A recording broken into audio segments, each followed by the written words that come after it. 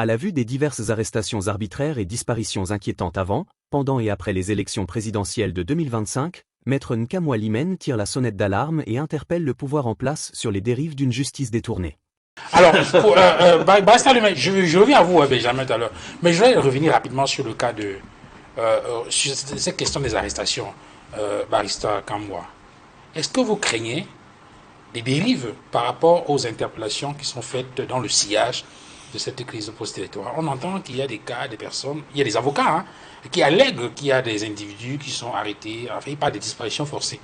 Est-ce que ça vous préoccupe? Est-ce qu'il y a là un risque réel de se retrouver dans une situation de, on va dire ça comment, de macartisme? Effectivement. Lorsqu'on commence à kidnapper des citoyens, ça pose un problème sérieux. Et il n'y a que deux institutions qui peuvent faire arrêter, soit judiciaire, soit administratif.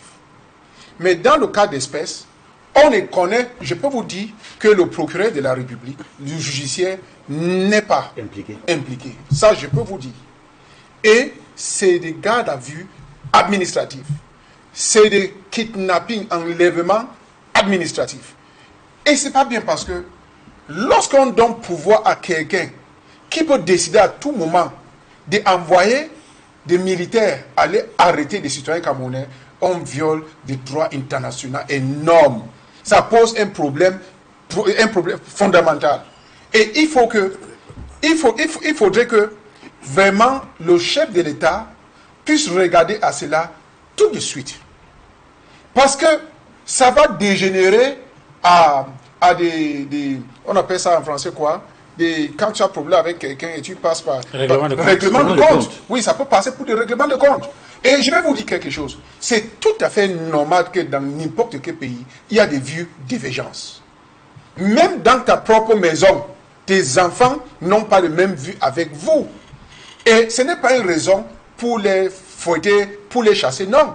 Laissez la Constitution dit bien que nous avons cette liberté d'expression. La Constitution a prêté ça sur des conventions que le Cameroun a signées. Et il ne faut pas que le Cameroun viole. Je vais vous dire quelque chose. Il y a déjà un groupe des avocats constitué pour regarder dans ces cas des gens qui ont été pris. Et je félicite mes confrères, je fais partie de ces avocats, et je félicite mes confrères qui ont pris cette initiative de créer cette plateforme pour des avocats qui doivent intervenir. Il ne faudrait pas que quelqu'un pense qu'il a le pouvoir pour signer et arrêter n'importe qui à n'importe quelle heure. Et je crois que certaines personnes croient avoir ce pouvoir. Et je vais vous dire quelque chose. Lorsque vous voyez mal arrive à quelqu'un et vous restez muette, vous commettez la même infraction comme celui qui a perpétré. Et vous êtes même en une situation de risque que ça peut vous arriver à vous-même demain.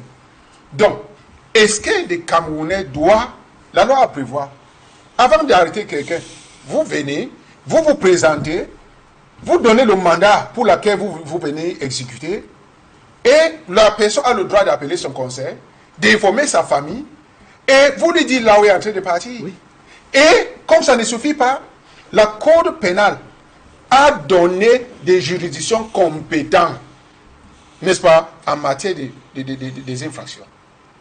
Quand vous venez ici, pour des infractions que je ne connais pas, vous faites enlever quelqu'un pour l'amener à Yaoundé. S'il a commis une infraction, cette infraction est commise où? Ça a commis à Douala. Et donc, ce sont des tribunaux à Douala qui sont compétents de l'écouter. Compétence rationalité. Hein? Allez-y. La compétence territoriale, oui. Territoriale, pour les écouter. Maintenant, quand vous les amenez à Yaoundé, vous les amenez dans quelles conditions? Le 2.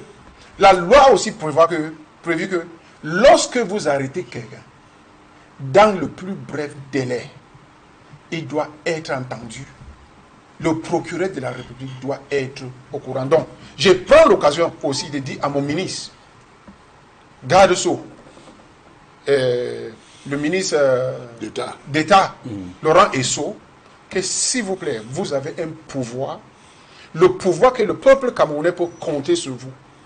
Et nous, on sait que vous êtes quelqu'un qui aime la justice.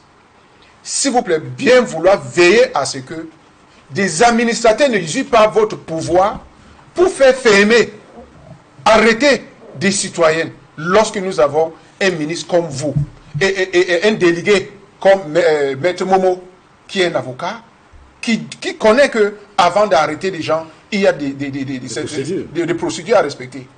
Maintenant, ces gens-là ne sont pas arrêtés dans ce qu'on appelle flagrant délit. Ils sont chez eux, on vient les arrêter, on les amène. C'est pas normal et ça montre que notre pays n'est pas un pays qui respecte des conventions que nous avons signées et les conséquences peuvent être très fortes pour notre nation. Maître, je voudrais, puisqu'en même temps nous allons devoir d'édifier les téléspectateurs sur ce qui se passe dans notre pays, je voudrais juste attirer votre attention, peut-être vous relancer sur cette question des interpellations. Est-ce que cela ne varie pas en fonction des cas? Il y a des gens, des cas, des personnalités qui ont été interpellées, comme Anissé Kani entre autres. Il y a également des gens, des responsables politiques dans certaines localités qui sont arrêtés. Il y a également ceux qui ont fait des pillages, des casses, qui ont été interpellés. Lorsqu'on écoute certains avocats sur la question, vous en avez qui évoquent, dans le cas par exemple de la garde à vue administrative, c'est bien légal, non, maître? Oui. C'est-à-dire que l'autorité administrative, dans certaines conditions, peut demander l'interpellation de quelqu'un sans avoir besoin de s'encombrer de ce que vous avez appelé mandat d'amener, etc., etc. Il me semble aussi qu'il y a certaines dispositions qui permettent que ces interpellations puissent être dans le cas d'un, on appelle ça de flagrant délit. Certains ont évoqué d'ailleurs l'article 33 du Code de procédure pénale. Non?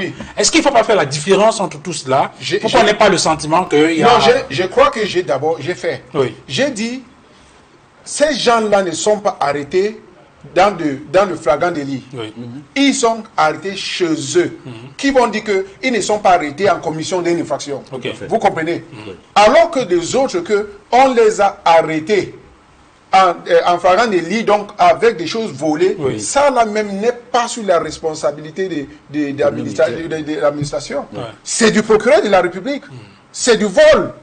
Ou c'est le vol aggravé, c'est le procureur de la République qui est saisi.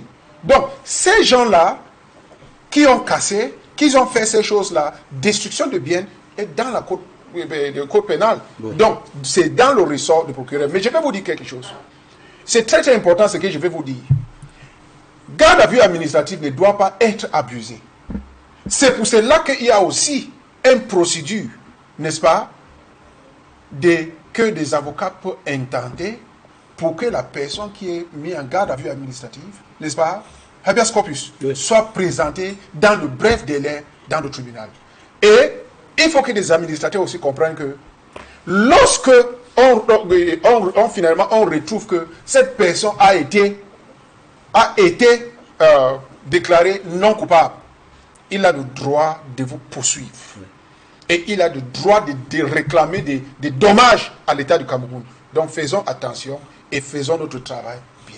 Mais Benjamin Dites-nous ce que vous en pensez dans les commentaires et abonnez-vous à Relais Info pour ne rien manquer des prochaines analyses.